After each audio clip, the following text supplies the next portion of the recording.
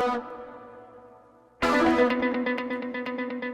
right, so apparently the left is not loving cancel culture now. That's the word of the day. Sam Mirejovsky here, Nevada's favorite recovering Californian, behind the What's Right microphone. Greetings, friends.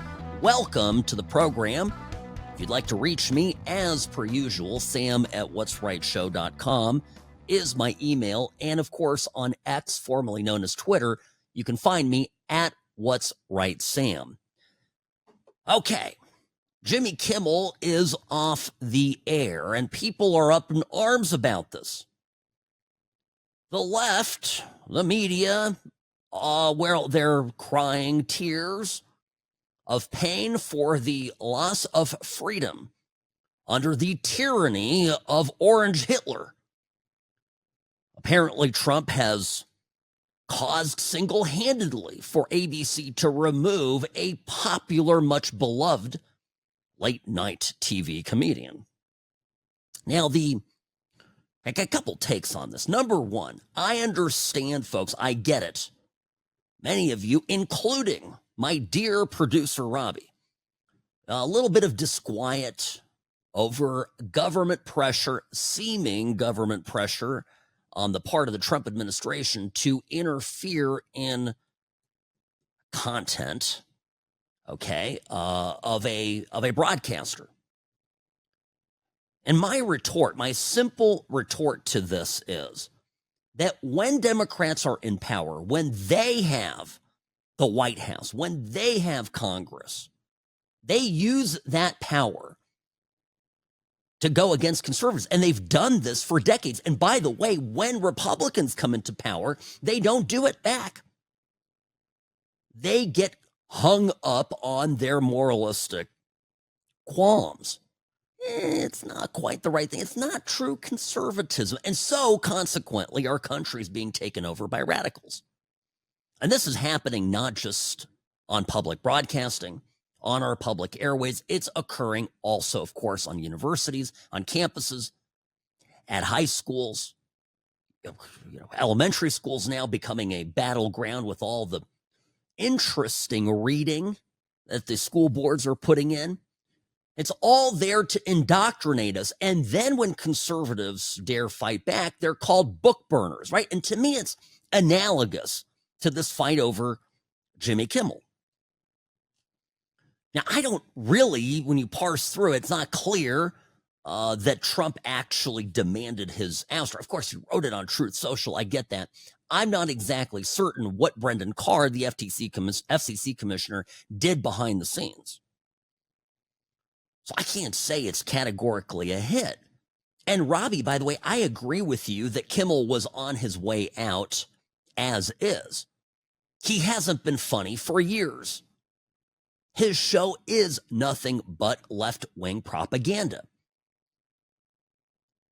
And there are clips today surfacing, going around, where the legend himself, Johnny Carson, who really invented the format, he defined the late night format, a comedian making jokes, talking about, issues of the day, interviewing celebrities, having them on stage on a show. He defined that format, and there's numerous instances of him talking about how he doesn't wade into politics, that it's not his place, that the way that this works is you create a show that every American can watch. And in that sense, right, these late night comedy shows are different than, for example, the What's Right show. Well, I mean, I'm here sharing my opinion. I'm doing it on my own dime. I still, by the way, have to follow certain rules because, I mean, if I did a podcast, I could say whatever the hell I want. I can't do that if I'm on public airwaves. And I had a conversation today, by the way, with a friend this morning about it, which I think, and what she said to me was pretty spot on. Because you think about what led to Charlie Kirk's violent murder. It wasn't one single exhortation, one single, flash in the pan public pronouncement by these, Antifa people or whoever, the influencers that had caused Tyler Robinson to slip into the place that he was. But it was a gradual but methodical defining of all of conservatives, essentially, in which Charlie Kirk got lumped into, as being fascist that needed to be stopped by violence if necessary. And this rhetoric has been coming from all sorts of people, including from prominent politicians. Obama himself, certainly more recently, we've had these types of statements come from Governor Gavin Newsom, who is a pretender to the throne, intent on being the Democratic nominee in 2028. So, I mean, this stuff is, and it's being put on public airwaves, is my point. Those public airwaves belong to all of us. It is appropriate to say enough. And incidentally, we're in power right now, and we intend to use that power in a muscular fashion. So again, I don't know exactly what happened behind the scenes. Yes, Kimmel's show was already on thin ice simply because it, I don't think, was tracking the kind of ratings that it intended, that the network needed. And now also you've got a major problem because the toxicity of lying about Charlie Kirk's death, lying about the killing, the intentions, inflaming tensions further, blaming MAGA further when that was the cause, the original cause, in my opinion, of why he was shot. I think this is a third rail now. I think advertisers are going to stay clear. And so networks are going to make their own business decisions to remove hosts who cannot wrap their small pea brains around this. So that's what I think. Now, the left has broken out into hives over cancel culture. They now are talking about cancel culture. Cancel culture is a bad thing. And I think it's pretty rich from a group of people who believed that it was appropriate to deplatform, completely erase from the airwaves, from the internet, social media, from YouTube, everywhere, a sitting president of the United States in the beginning of January, before he even left office, a sitting president on the basis that they made the determination that he had incited violence. That was their standard. So you know what? And again, we're going to get into stuff I can't do on public airways. I literally would want to tell these people to go F off. And I want to use the real word. Because you don't get to redefine things as you go. And if we're going to say live by the sword, die by the sword, this is the standard that they set. And I'm not surprised that the guy that they, deplatformed in every way, and by the way, debanked. I mean, you go into what the left did to Donald Trump after January 6th, and even before, but after January 6th specifically, you get into that. And I'm not surprised that the guy that had that happen to him is now going, yeah, you know what? Kimmel's got to go.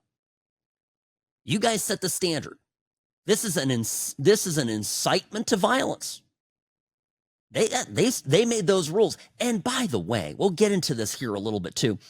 Think of all the times Roseanne Barr, comedian, conservative, had a show, was not beloved by the Democrat administration.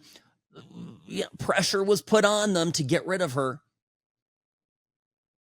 And in much in the same way as it seems to be unfolding with Kimmel, the network took Roseanne Barr off the air. And it was in large part due to a simple fact that they feared that it was not going to be viable for them to retain advertisers if Roseanne was kept. So what's good for the goose is good for the gander. To me, that's the bright line rule here. All right, let's take a quick break. I'll take you through this step by step. By the way, also some great news from Turning Point USA. I'll mention that when we return back from the short break. Sam Mirejovsky, News Talk 840, KXNT. I'm the best. Personal injury law has been the same for a long time. The best. Big egos, greed, and sleazy schemes. We've had enough. Welcome to Sam and Ash, the new standard for personal injury law, where things are done the right way, because you deserve a team that delivers real support and results. When you have both, your whole world can change. Sam and Ash Injury Law, because you deserve what's right. Big news, big announcement from Turning Point USA this morning. I just needed to share this with you quickly. The board has unanimously approved the widow of Charlie Kirk, Erica Kirk, as the new CEO and chair of the board.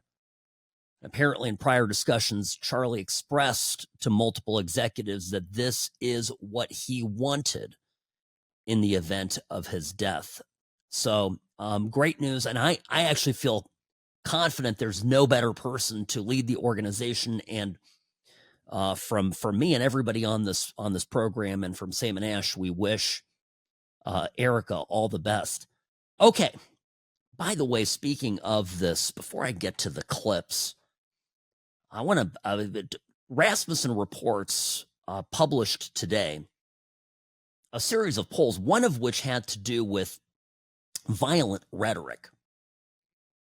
This was a survey conducted in mid-September, days ago, but following Charlie Kirk's assassination, found that 85% of likely voters expect increased political violence. Nearly half say it is very likely that an increase of political violence will come. The poll also showed a significant partisan divide over causes. So 50% of Republicans, 41% of Democrats, and 48% of independents are blaming heated political rhetoric. And 39% of Democrats keep talking about the firearms. It's the guns. So it matters. Here's what the truth matters. I think this is what so incenses me about what Kimmel said on his show on Monday. I think this is what bothers me about it. Let me play. Here's the this is the clip that got him into deep doo-doo. We hit some new lows over the weekend with the MAGA gang desperately trying to characterize this kid who murdered Charlie Kirk as anything other than one of them and doing everything they can to score political points from it. So there it is. That is objectively untrue based on the facts that we had at our disposal as of the taping of this program, which presumably was sometime during the day on Monday. So that's it. And why does this matter? Because when you look at the polling here and you look at this enormous divide between the left and the right, there is an honest to goodness belief, first of all, among leftists, that there's a bunch of crazy right-wing radicals running around with guns. And then they cite a handful of high-profile shootings, murders, and claim that this is all right-wingers. And this is back to why facts matter. I mean, if you look at it, how many times have you heard people say Melissa Hortman? This was the state senator in Minnesota. She was murdered, allegedly, by Vance Luther Bolter, who was a completely obscure guy who was picked by Governor Walz to serve on some sort of development board. He did an interview from jail, insisted the murders had nothing to do with President Trump or abortion. This guy claimed in one post that Tim Walz approached him about killing Amy Klobuchar so Tim Walz could become a senator. He said Melissa Hortman was part of me. The guy was crazy, just a bona fide crazy person. What about Josh Shapiro? Josh Shapiro had his official residence, set ablaze by an arsonist, Cody Balmer. But Ballmer targeted Shapiro over his views on the war in Gaza. Ballmer called 911 after the fire and said Shapiro, who's Jewish, needs to know he will not take part in his plans for what he wants to do to the Palestinian people. So CNN, by the way, reported on this, and the left continues to disregard this. The facts matter. So I'm bringing it up. I'm bringing this up. Well, what's the other one they always bring up? Well, Paul Pelosi. The attackers at DePop, right? I think, or DePape was his name. And he I think he shared a post from Stephen Colbert of his roast of President George W. Bush. He claimed that Jesus is the Antichrist, lived with a notorious local nudist in a Berkeley home, had a Black Lives Matter sign in the windows, and an LGBT rainbow flag emblazoned with marijuana leaves. Hardly your typical MAGA Republican. But these are the examples that the left cites. So back to cleaning this whole mess up and setting the record straight. Yeah, I think it matters when you have Kimmel flat out lie about the intentions and the background, the motivations of Charlie Kirk's assassin. It does. Oh, and by the way, none of this could happen to a better person. This was back in May of 2018. Jimmy Kimmel making jokes about Roseanne's show getting canceled. Okay? So listen. On the subject of terrible things posted online, the biggest story of the day today was Roseanne.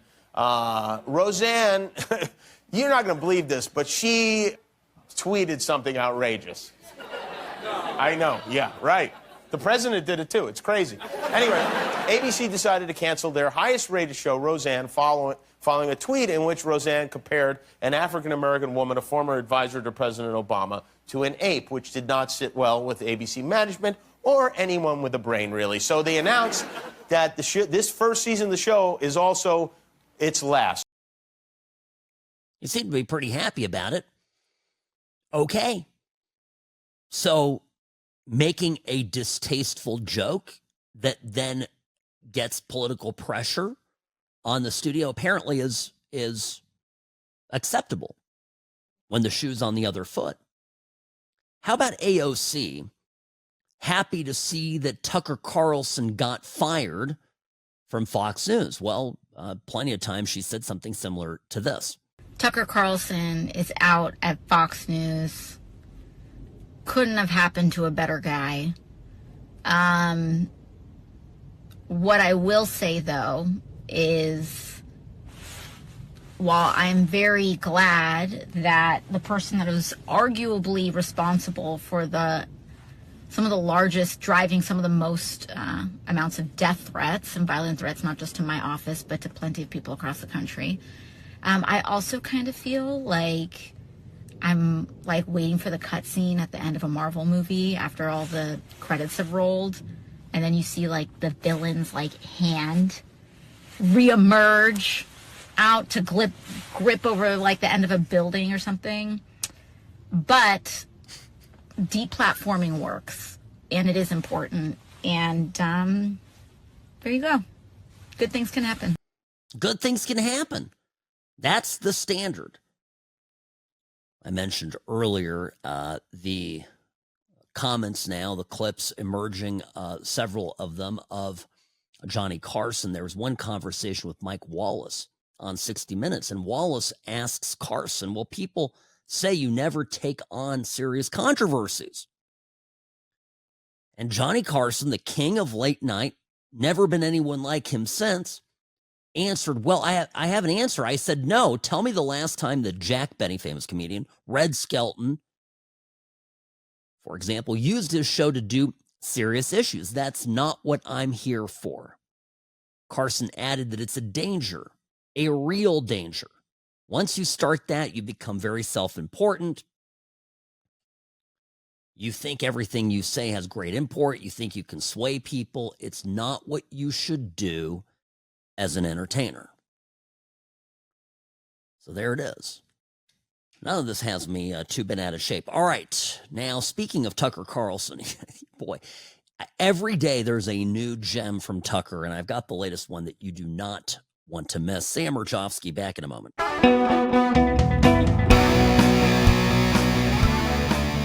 Rarely wrong, always right. Sam Mirejovsky here behind the What's Right microphone. Greetings and welcome back, friends.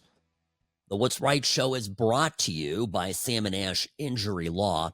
And listen, I mentioned this yesterday just ever so briefly. If you are hurt, if you're injured, gosh forbid you've experienced a wrongful death in the family, have a serious injury, make sure you get a lawyer you can trust. Make sure you're getting good legal advice right away. And if you feel that you are with a lawyer that isn't doing a good job, you can always switch. It's very important. Sam and Ash Injury Law, it's my firm. I vouch for it. I've built it from the ground up together with my law partner, Ashley Watkins. We are a great team. And the people that we have in the building are even better. 702-820-1234. Offices here in Las Vegas, Nevada, and in Southern California. But wherever your case is, we can at least give you some advice. We can give you some help. We can talk to you like a human being. And a lot of lawyers, believe it or not, they're not very good at that. And the insurance companies, trust me when I tell you this, they will take advantage of you. So please, 702-820-1234. Consultations always are free. All it takes is your time. So give us a call, 702-820-1234, because you deserve what's right. Now, speaking of law, Tucker Carlson had a few weeks ago, I just came across this, because this is the kind of stuff now that Tucker has begun to devolve into. I just came across this. This is a clip, him talking to a lawyer. Seth Harp. This was back in August, about a month ago.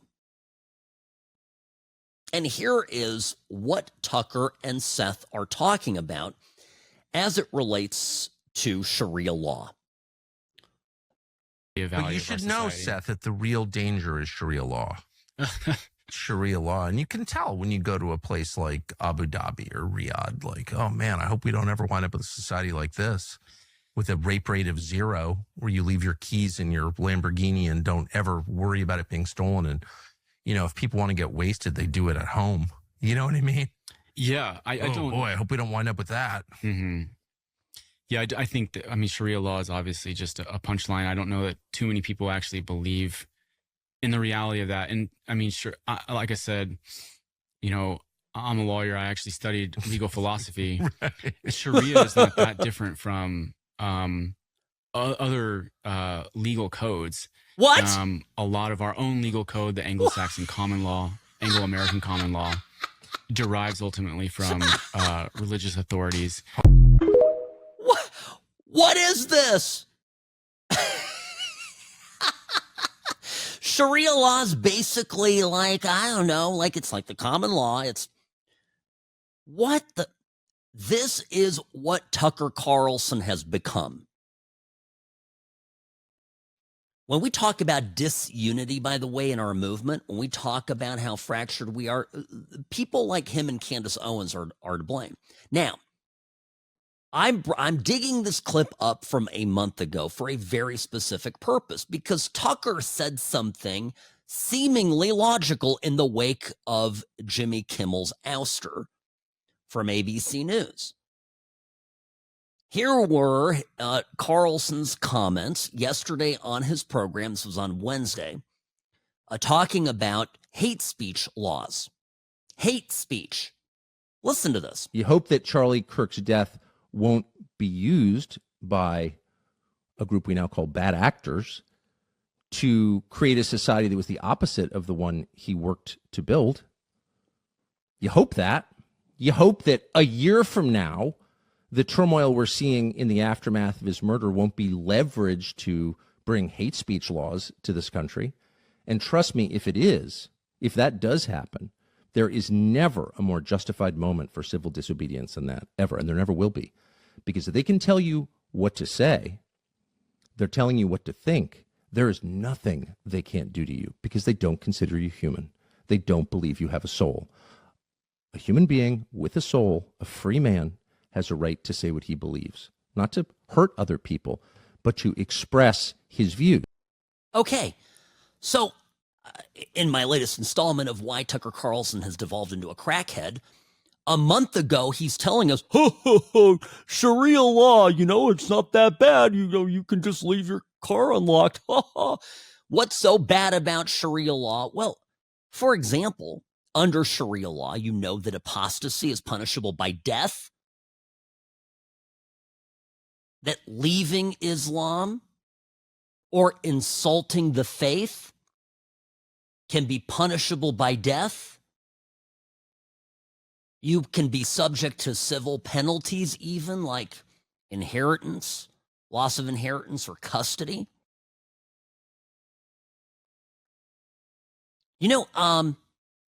How much freedom? Because again, here's Tucker Carlson with the full-throated condemnation of the Trump administration over Pam Bondi's, was the first to criticize it, admittedly stupid remarks on hate speech laws. So here comes Tucker with a big criticism of Trump. If you take away somebody's right to speak, you're taking away their soul. Now, on its face, I agree with Tucker. But I can't take him seriously because literally 30 days ago, he's like, bah, you know what? Wouldn't it be great if we had ourselves a bit of Sharia? This is clown stuff. I'm just trying to reason with you. I'm a very common sense person. I tell you that this program is common sense conservatism. I promise you I'm never going to go off somewhere in some wackadoodle direction. And this is what has become, sadly, of Candace Owens. It's what's becoming of Tucker Carlson. And it pains me because in Tucker's case, I was never a close follower of Candace Owens, although early on when she was with Daily Wire, some of her stuff was phenomenal. And she's, a very, very capable person, great communicator. So I saw her as a rising star in our movement. I joked today on X. I go, what happens? Because there's big news today. The First Lady of France, who is suing Candace Owens because Candace Owens is claiming the First Lady of France is a man. And the First Lady of France says, I'm going to present medical evidence that I was born a woman and I'm just going to do it. Like, screw you. And it's very easily provable. And my question was, what is Candace Owens going to do when the First Lady of France proves dispositively that she's, in fact, a woman? And my joke was Candace Owens is going to blame the Jews. And that is the state now of some fringe people within our movement. And these are the same people that want us fighting amongst ourselves. It pisses me off because I'm a unity guy. And if you'll notice, I even when I have my qualms with Trump, I think for us right now, it's a win or lose watershed moment. We either the next 3 some years with Donald Trump as president of the United States in the second term, building up people like J.D. Vance and Marco Rubio and others to be prepared to take the helm of the movement. This is, right now, we are in a fight for survival. And we have the people out there who are on our side, supposedly, who are just saying nonsense stuff and actually going, you know what, Sharia law may not be that bad. When I have been consistent, and Robbie, you know this, well before it was popular, saying that if you rank the existential threats to Western civilization, to life as we know it, I mean, liberalism's up there, the transgender ideology's up there, but I really do put ahead of it all Islam and its dangerous creep, its spread, its infection of the West. And when I see these Islamists saying, don't worry, Canadians, don't worry, Germans, don't worry, Americans, we're going to be taken over soon. And they're saying it out loud, and every liberal, and apparently even some conservatives, are putting their heads in the sand. Or they want to argue about stupid stuff like, was Charlie Kirk going to become a Catholic? I mean, that's like a big controversy right now. If you go online, you see, I don't even understand. These are poor taste distractions to what the job is. And the job is, simply put, somebody asked me this the other day, what is Trump's number one mission? And I literally said my answer to it is to save Western civilization. The Antifa people, okay, the Islamists, they're in cahoots together. They're working together with the left. And by the way, many traditional conservatives, so-called conservatives, Republicans, aided this and abetted this. And conservatives not just in our country, but abroad. If you look at the spike in immigration from Syria, from other places in the Middle East, North Africa, into Great Britain, it happened, the majority of it, under 3 successive conservative prime ministers. It was the right that did it. All the issues you see right now, all the protests against, all the conditions on the ground now are not Keir Starmer's doing, although he's exploiting it. That is Boris Johnson, that's Liz Truss, and Rishi Sunak. All 3 of them, they're, the Republicans of Great Britain, so-called. And it was George Bush that flooded this country full of the crazy Somalians that are now wreaking havoc everywhere they are. And that's just a simple thing. I mean, if you look at the Dearborn mayor, if you look at that clip of him basically telling a citizen of the city, a resident of the city, to go screw off and move away because that citizen dared question naming a public street in the city of Dearborn after somebody who glorified Hezbollah, the murderers of U.S. Marines. And he brought that up in a city council meeting. The mayor called him an Islamophobe and said, I hope you move out. The day you move out, sir, is the day that we will throw a parade in that honor. That's what we're up against.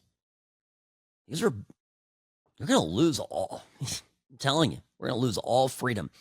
So common sense to me, so obvious. But some people apparently don't want to see it.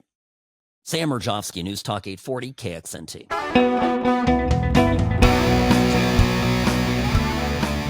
Hi, welcome back. Friends, it's really simple. There are forces that have joined together, create circumstances here that are very dangerous to the United States of America. The left, the political left, now rapidly becoming more and more extreme, joined together with the gender ideologues, okay? And then, of course, their allies in the Islamist movement. The things that the Islamists are saying, for example, so I keep bringing it up, are very similar to what many of the so-called democratic socialists are bringing up. And then when you read these Discord chats, the Tyler Robinsons of the world, the people that hate so much that they want to tear down everything that is good in this country, to the extent that they would put a bullet through a person like Charlie Kirk. makes me think these are existential forces that threaten our very being. And here's where I'm at. Here, let me tell you. This was last year. This was a Chicago student. There are speeches like this all across America. I mean, maybe this guy's going to become mayor at some point of Chicago, the way things are going. His name is Mohammed Nusrat. He's a University of Chicago student. This is a highly prestigious, big, famous university. And this is back in April of last year. Listen to what he says. America is the cancer.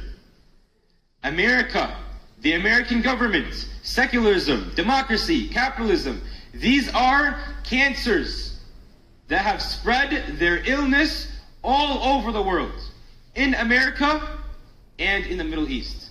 In America over here, people have the freedom to, again, like I said before, commit zina, do all this fahisha, but when you speak up, it's a problem.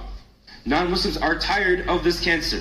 They're tired of the American government. They're tired of democracy. They want to see a new way of life. And as Muslims, we have to understand that we have that new way of life. Rasulullah sallallahu alayhi wa sallam was sent as a mercy for all of mankind. وَمَا أَرْسَلْنَاكَ إِلَّا رَحْمَةً لِلْعَالَمِينَ. He was sent as a mercy. Why? Because the way of life he brought will bring that mercy. The way of life he brought will bring that tranquility to Muslims and non-Muslims. Non-Muslims won't have to worry about these issues they worry about now. They won't have to, because Islam is a just religion that has come to be implemented upon. Okay. Here's my point. If you're questioning why I keep talking about this Islamification of America, let's take Islam out of it. Right? Let's just take the religion out of it. If we were inviting immigrants into this country, legal or illegal, doesn't matter, visitors, anybody, if we have people inside that we're bringing to America and they say that America is the cancer, that secularism is a cancer, that democracy and capitalism are cancers, that these are cancers that spread illness all across the world, without a label, without any color to who that person is, what religion or political ideology they adhere to, is it a good idea to bring that person into the country? Is it a good idea to bring him into the country and to send him to a top prestigious university? My argument, plain and simple, is that it is not. And in a dark world, if this all prevails, by the way, I don't think it will. I remain deeply optimistic. And I think it's important, it's incumbent on us to fight back against this. And you're going to be called, by the way, if you say anything about this, you're going to be called a transphobe and a homophobe, a transphobe, a Islamophobe, a bigot, a racist.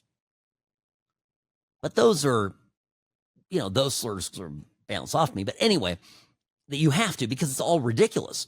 It's ridiculous. And I say, if this all prevails, it's going to create, this guy says you're going to have peace. Oh, if Islam, there's going to be peace. You really think that? You think that this is a religion that tolerates otherness? These Islamists, if the Middle East is any indication, these Islamists are so not peaceful that they don't even get along amongst themselves. There's a sect and another sect, and they're constantly killing each other. And they only take a small break from time to time to kill some Jews. Okay? But that's the Middle East.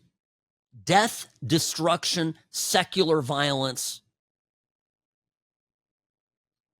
and a medieval, actually really frightening religion that is really less a religion and more of a system of government designed to fundamentally oppress.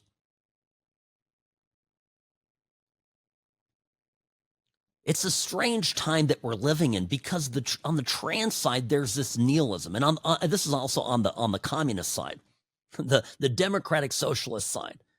This idea that life is meaningless, right? That traditional values are pointless. But all these people are accelerationists, right? They want to speed up the destructive forces to bring America to an end. They want to force a radical change on us. They actually want to dispose of elections and our representative democracy. But I think just like every revolution, you study this in history, you have strange allies and different, convenient alliances that get built up. But then when there is a clear win at the end of the revolution rainbow, the dominant force, the one that is most capable of exerting its will, is going to prevail. And I think at that point, the democratic socialists and the trans people, the gender people, are going to find themselves at the wrong end of the equation when it comes to the Islamists. And that is a fact. Sam Mirejovsky, News Talk 840 KXNT.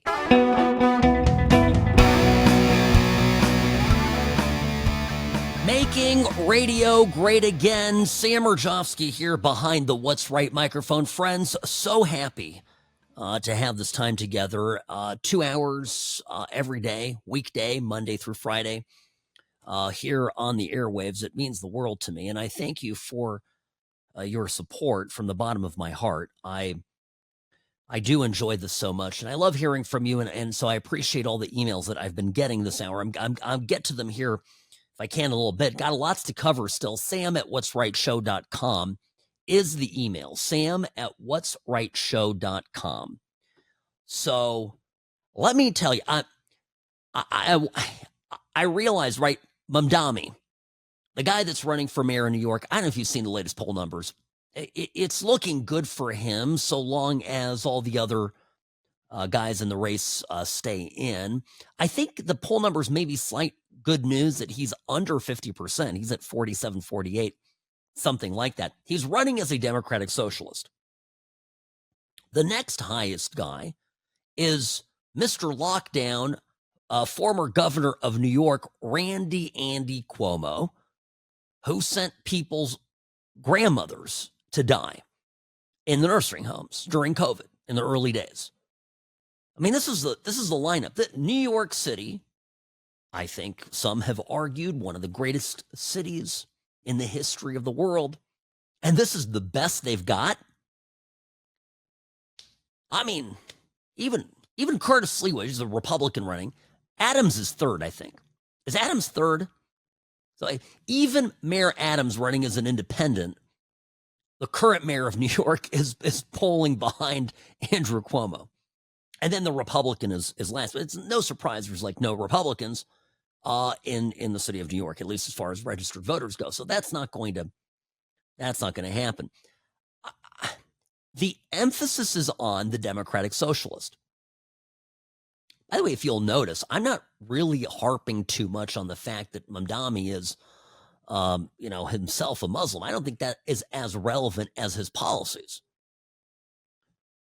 I don't think he so far has claimed that there needs to be Sharia law. So he's, in that sense, he's a little bit more moderate than Tucker Carlson. But what worries me about it is that socialism, right, which is one of the three dark horsemen of the coming apocalypse for Western civilization, is becoming more and more popular. And we know this. We followed the trends. CNN gave it some time the other night. Harry Enton jumping up and down. I think my take is Enton thinks this is wild. But regardless, even CNN taking notice of just how popular socialism is in the Democratic Party. Socialism is not a four-letter word in Democratic primaries, not among Democratic voters. It's a five-letter word in the minds of a lot of Democrats, that five-letter word being great. Look at this. Net popularity of socialism among Democrats. You go back to 2010, it was plus 7 points. Look how high it is now, up like a rocket, up to plus 36 points. That's a jump of nearly 30 points on the net popularity scale among Democrats in just 15 years. And I was looking at the polling from New York City, and what you see is the clear plurality of New York City Democrats think the idea of having a socialist mayor is a good idea, matching what we see nationally. The bottom line is socialism isn't a dirty word among Democrats at this particular point. It's actually a word that, when attached, Democrats seem to like it.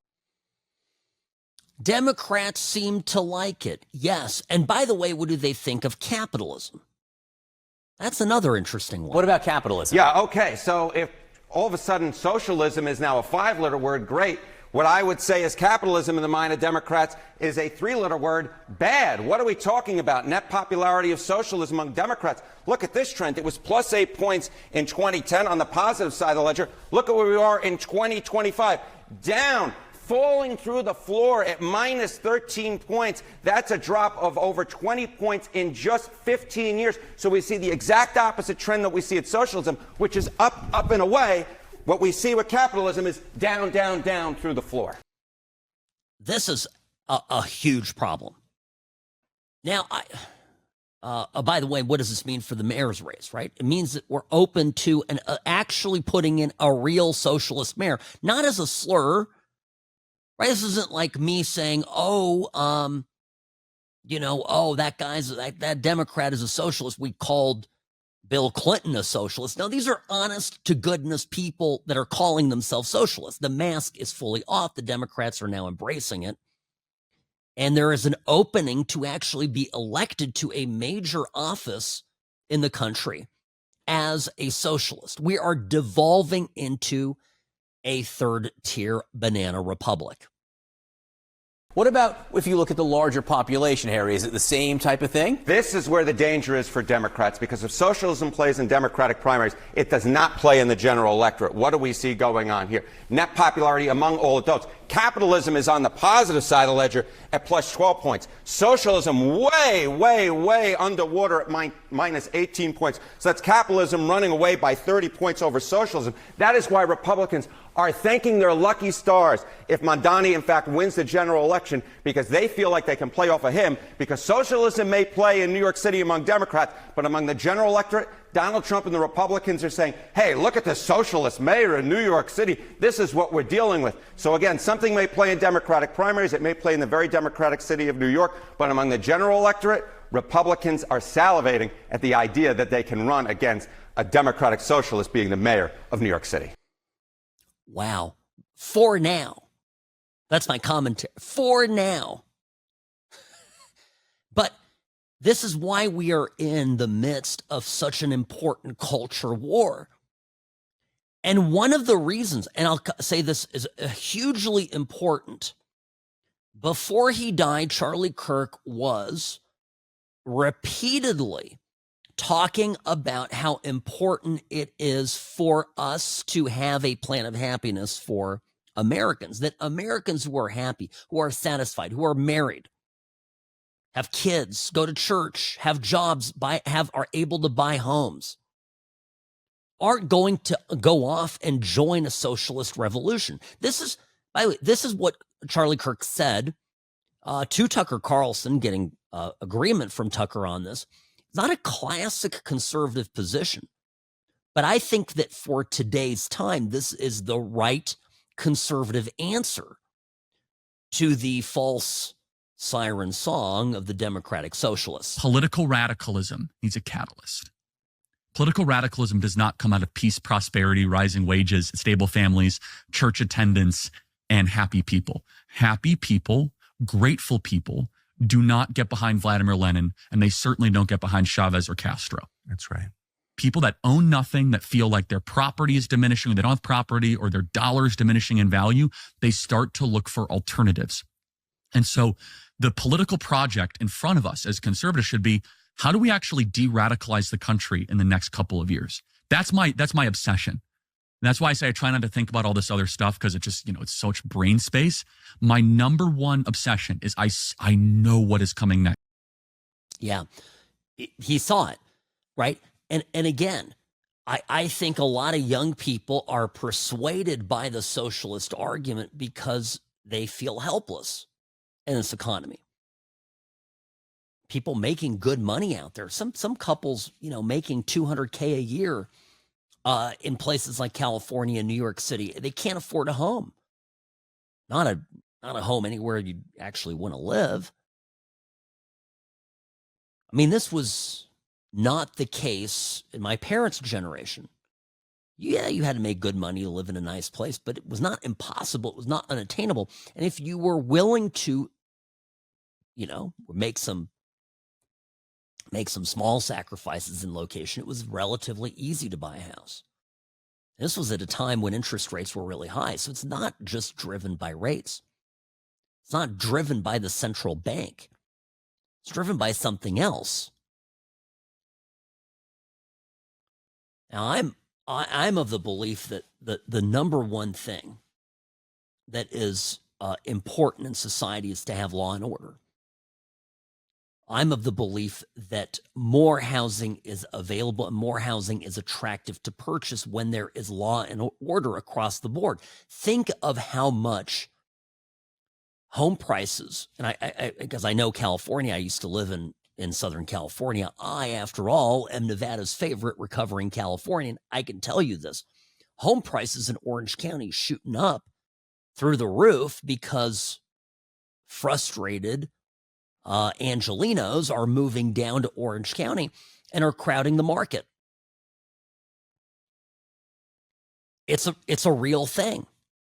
The environmentalists for years have put restrictions on what you can and can't build. To build is very expensive. The codes are expensive, right? All of this stuff. And then compounded by large companies, a lot of them foreign-based, buying up single-family homes. Charlie Kirk spoke about this. Not a classical conservative position, but saying, look, if you're a big company, you're buying single family homes, build multifamily, build apartments. That's fine. You can't go up and buy up single family homes, driving up the prices. We have to do things. There has to be stuff that we do that's an answer, but really we need to be a country where people want to start families. Safety is key. Good schooling is key. By the way, when it comes to schooling, one thing we absolutely have to do is get Randi Weingarten and her communist troop of teachers union apparatchiks out of public education. They have single-handedly hijacked a public resource and turned schools into indoctrination centers for our youth. Sam Mirejovsky, News Talk 840. Be right back. The Sam and Ash team, they wanted me to have the best care. They had my interests at heart. I have an enormous amount of gratitude. I cannot say enough thank you.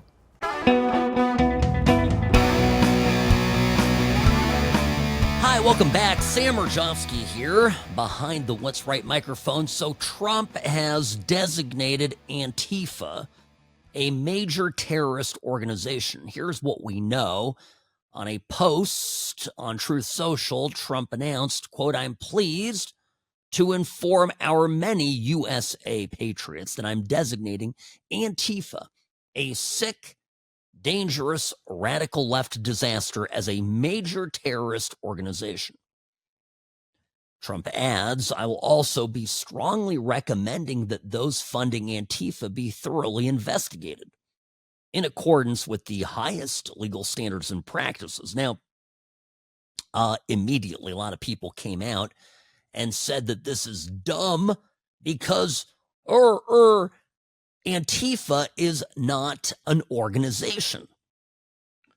Now, well, Al-Qaeda was also a decentralized, loose affiliation of various terror groups. Everybody understood what it meant.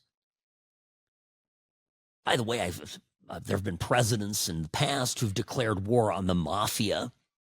And while you have individual organizations under the mafia umbrella, nobody sat around going, well, that's not really a group. RICO cases were filed against, quote unquote, the mafia. So this is obviously Antifa means anti-fascist. That's where it comes from. But you know,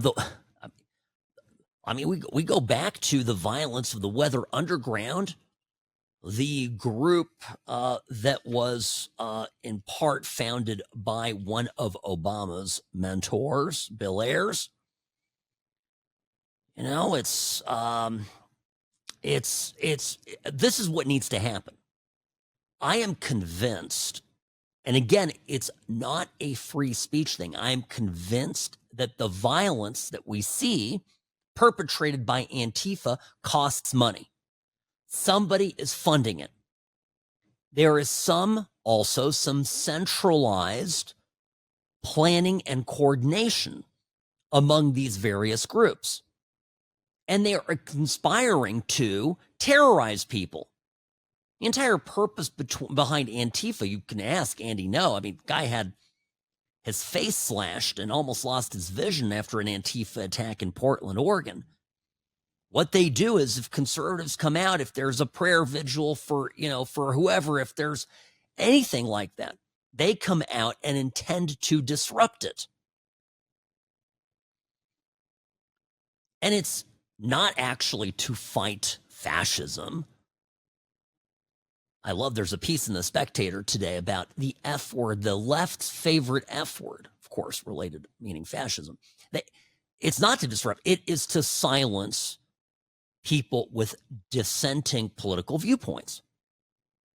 And that actually is fundamentally un-American. You're violating their civil rights. So I see it really as a 1983 civil rights claim together with a RICO case. And that is an absolutely acceptable thing for the Department of Justice to pursue. So that's where we're at. Now, what falls under the Antifa umbrella? All sorts of stuff, but it reminds me, I saw this clip, and I've got it here. This is a guy, Hassan Piker. He is, what is he, a cousin of Cenk Uygur? Okay, by the way, Cenk Uygur is the guy who, nephew, thank you, Robbie, nephew. Cenk Uyghur's had frequent sparring with Charlie Kirk. And there's a clip where Charlie Kirk actually loses his cool and starts yelling at Cenk.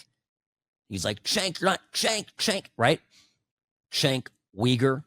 Do you know how many times, I'm just stepping aside here for one little thing. Do you know how many times I've seen that clip, Robbie, on social media, posted by some liberal acquaintance of mine going, look at how racist Charlie Kirk is, claiming that it is an Asian slur.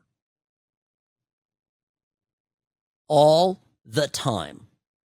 And I'm looking at it, I don't even have time, I don't have the effort or the energy to go and refute every single one of these. Literally, he's yelling at a guy named Cenk, spelled C-E-N-K. Anyway, there it is. I just had to get that off my chest. Okay, so his nephew, Hassan Piker, is talking about Berkeley landlords.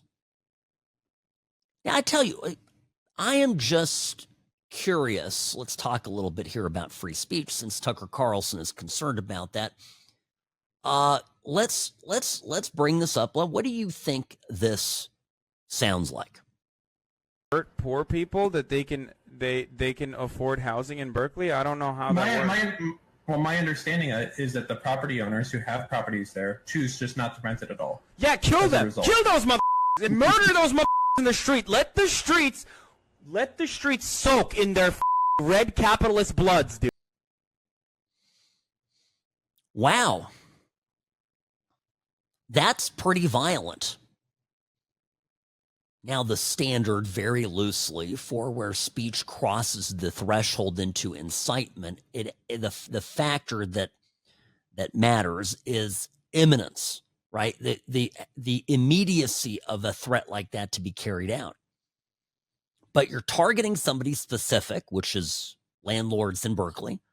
So you're calling somebody out specifically and literally as he's talking, he's using his hands and gesticulating in a way that suggests a violent murder.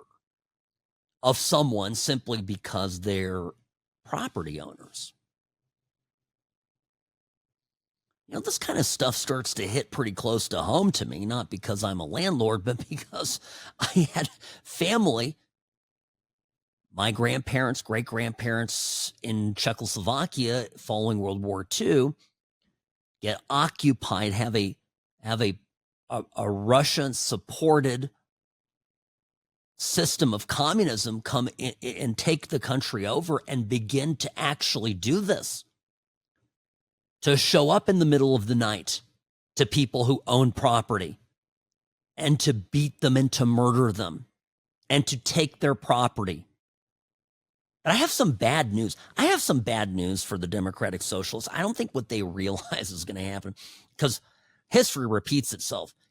Here's what happened in Czechoslovakia in 1948-49. So the communists came in and they went around and they said, oh, I like that mansion. So I kick out my grandparents or whoever would be living, kick them out, dispossess them, sent my relatives off into the mountains or worse. You think that beautiful residence, that beautiful palatial residence suddenly went to a family in need, to people who needed housing? No, it was the communist apparatchiks that moved in. It was theirs now. The hell with the people. Sam Mirejovsky, News Talk 840 KXNT.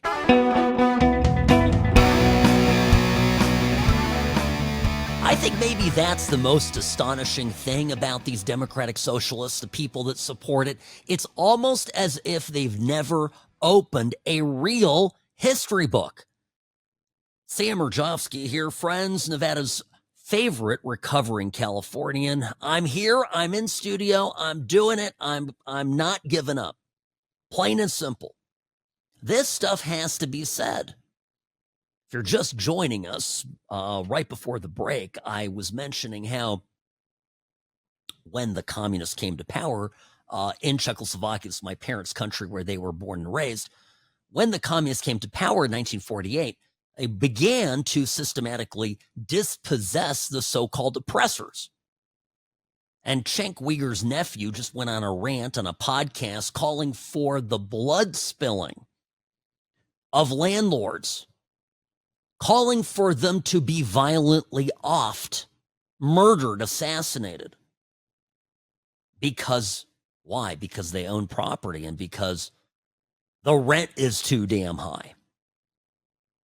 We're seeing the rise of this kind of violent rhetoric, and it's why, by the way, Antifa and other organizations ought to be pursued by the Department of Justice in every way possible, by the FBI, ought to be disrupted. Because there is a danger, not just to the Charlie Kirks of the world, not just to people that are speaking out, but even to ordinary Americans who may themselves actually be liberal and say all the right things and whatnot. But guess what? By virtue of them owning property, the people with the pitchforks will come after them. And if you're to believe what these people, what these activists are saying, there will be blood in the street. So going back to 1948, when communism swept across Eastern Europe, they would come through and they would begin to dispossess the wealthy, bourgeois, aristocratic members of society because they were the exploiters. They were the class exploiters. These people were bad. And the same exact terminology that caused that is now gaining popularity in the Democratic Party. That's an important point here. That's why I'm bringing this up. It's why history matters. So anyway, they come in, for example, pull up with a truck. They say, you can only take with you what you can fit in this truck. You can't leave any valuables, just clothes and some spoons and plates and some pictures and whatever. And off they went. They'd get moved out into some shanty or being taken to a labor camp. And then the government, the local, political group there, the Politburo of the county would take over the property. And a head honcho communist would move into it. It'd be his house now. Remember a story my grandfather told me many, many years ago how a relative of ours was watching television in the 1980s. And the president of the communist president of Czechoslovakia, the last communist of the regime, Gustav Husak, was being given a gift on television in commemoration of his birthday. And the gift was a beautiful Czech painting that had once upon a time belonged to our family. The government stole it, and then the communists passed it around amongst themselves, and finally ending up as a gift in public television. No shame whatsoever. Communism is theft. And that's funny because if you listen to the communists, they tell you that capitalism is theft. So which is it? The only way that you get the spoils in a communist system is if you engage politically and you become the exploiter by virtue of your political ideology. The way to get spoils in a capitalist system is to work your ass off. Full stop. In my life experience, I've known two kinds of people: successful people who work hard,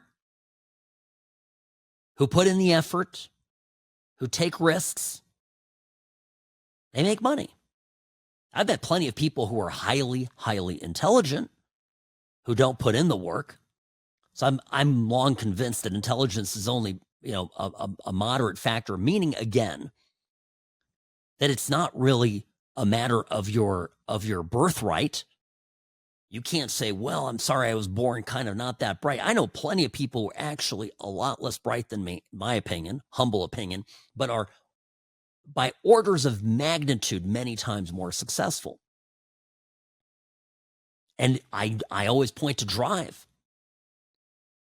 And I think this is why, and I played the clip yesterday of Tucker Carlson. I was just so bothered. It bothered me. And I'm talking about Tucker a lot today. I recognize this, but it bothered me so deeply. Robbie, do we have that clip from yesterday? I want to play it again.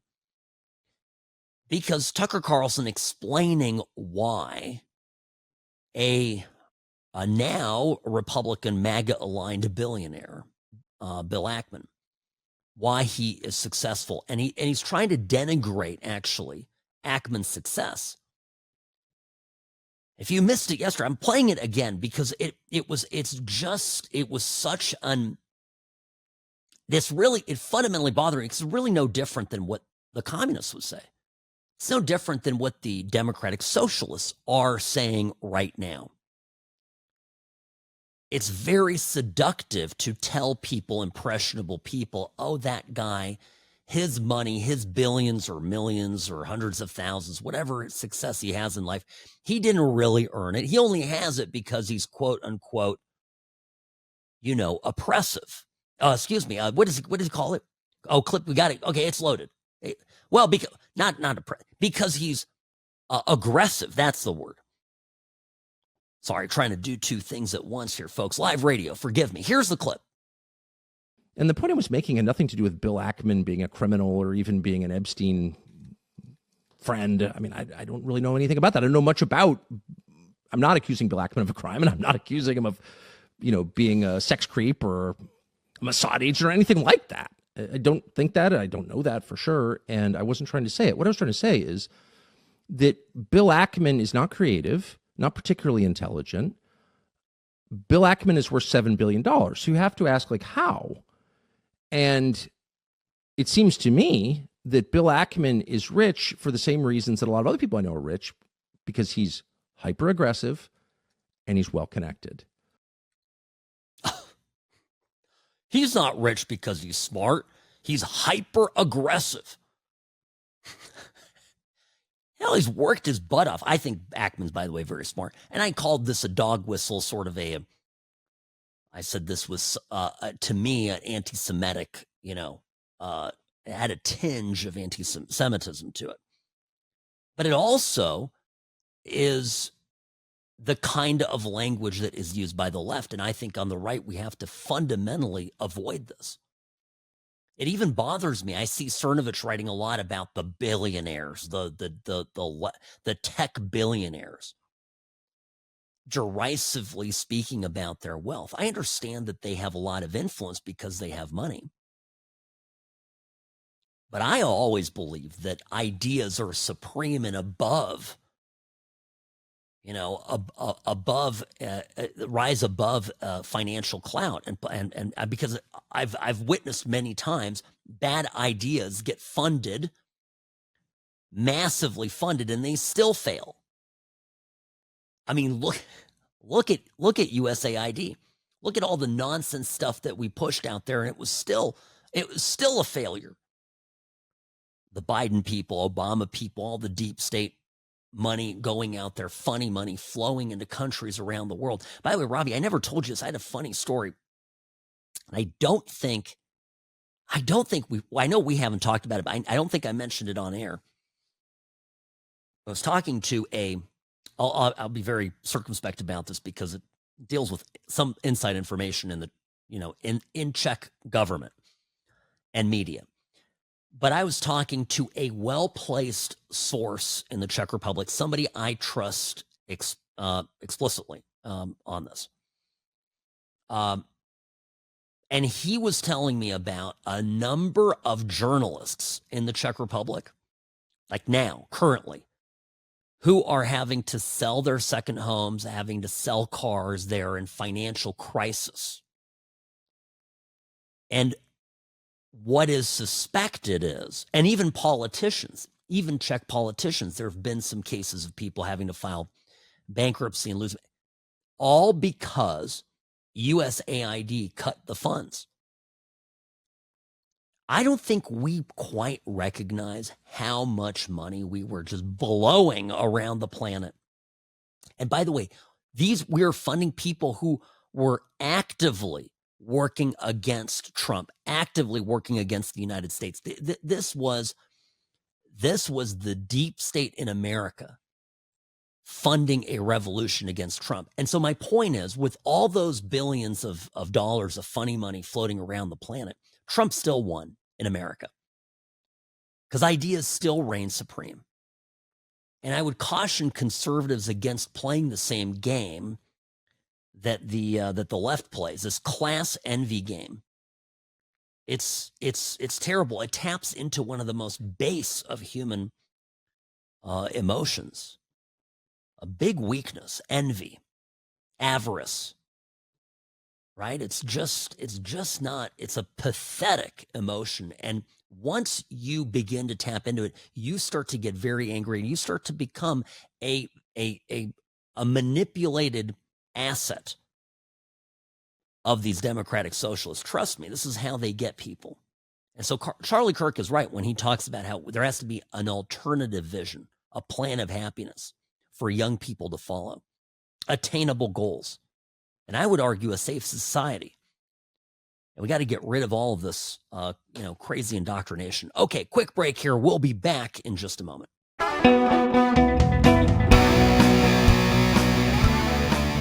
Hi, welcome back. Sam Mirejovsky here, News Talk 840 KXNT. The What's Right show is brought to you by Sam and Ash Injury Law.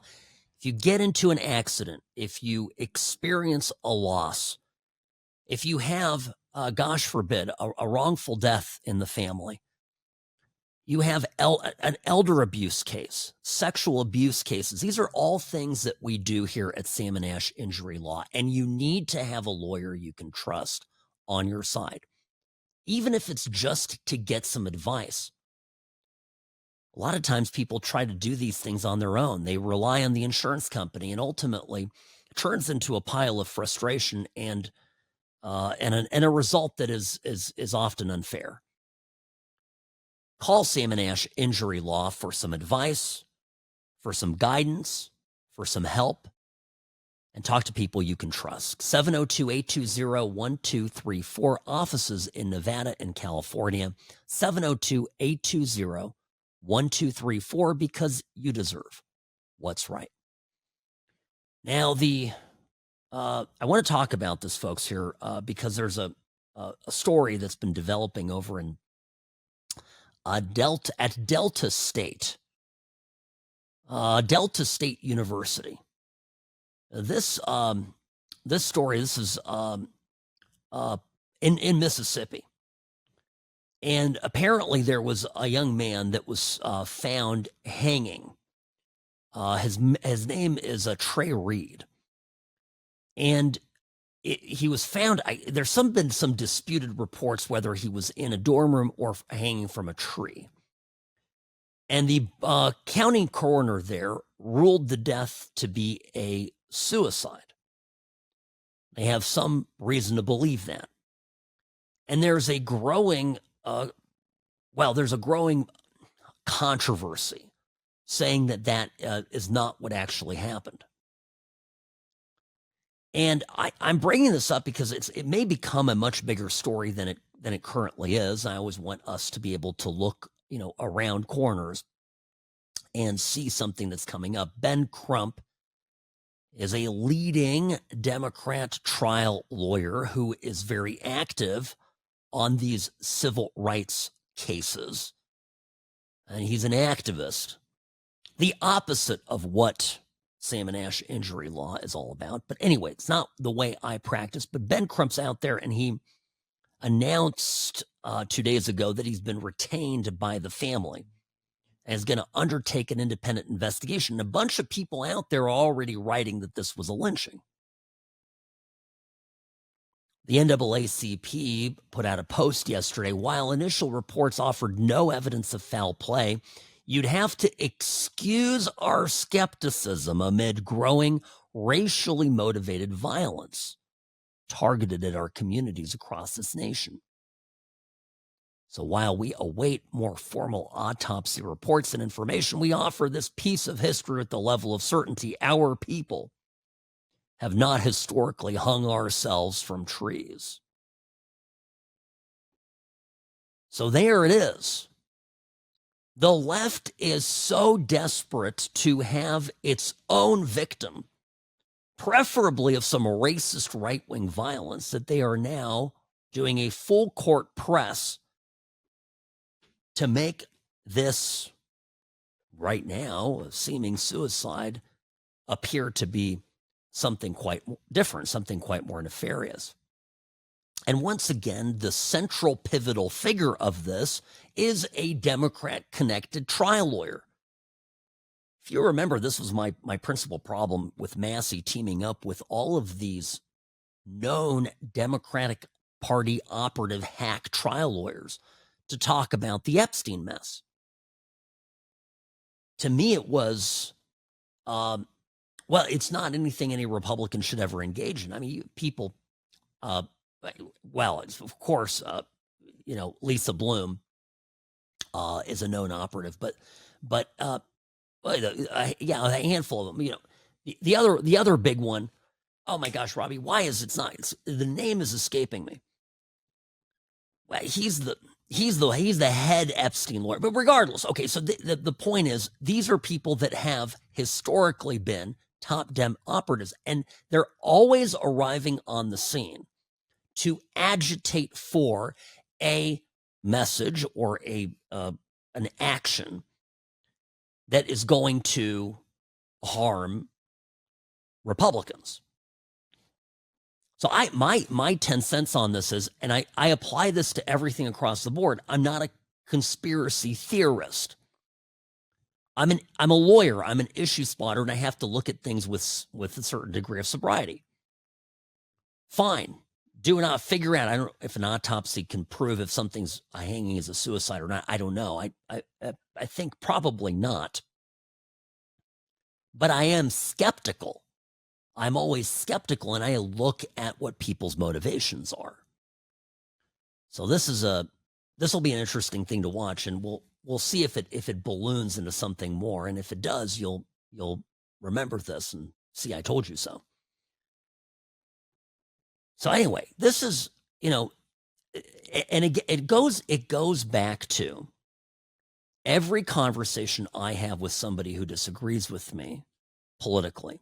And we begin talking about last week, and we begin talking about Charlie Kirk. They always come back with violence happens on both sides. And I have so much loathing for this statement. To me, it's a cop-out. It's a cop-out. All you have to do is go to these several big, right? We've talked about this before. The Dallas police ambush in 2016, the Baton Rouge police ambush in 2016, right? This was BLM stuff. The GOP headquarters firebombing in Hillsborough, North Carolina. GOP headquarters in Albuquerque, same thing. The ICE facility attack in 2019. Congressional baseball practice shooting. A guy, James Hodgkinson, who was a loyal and faithful Rachel Maddow viewer. And, I think the FBI, by the way, refused to really treat it as a domestic terror incident. Remember, that was scandalous. Portland street killing in 2020. A guy named Michael Reinl. He posted 100% Antifa shot and killed Aaron Danielson, who was a guy praying. What about the United Healthcare CEO? I'm going to talk to Riley Lewis about that and the dropping of the murder one charge. That happened in December, just this past December. A CEO was shot and killed just outside of his hotel. And the left rejoiced to the extent that they made the guy, the shooter, Luigi Mangione, into a cult hero. We don't even have to get at the Trump assassinations. How many assassination attempts were there of Joe Biden? Okay? Or Kamala Harris? How many people got off shots at them? Well, Biden would have had to have left the nursing home in order to actually get into harm's way, but there were opportunities, no doubt. You didn't see the right going and clamoring to go. It didn't happen. It was our guy that got shot twice. All right, gotta go. More on this tomorrow, I promise. Sam Mirejovsky, News Talk 840, KXNT.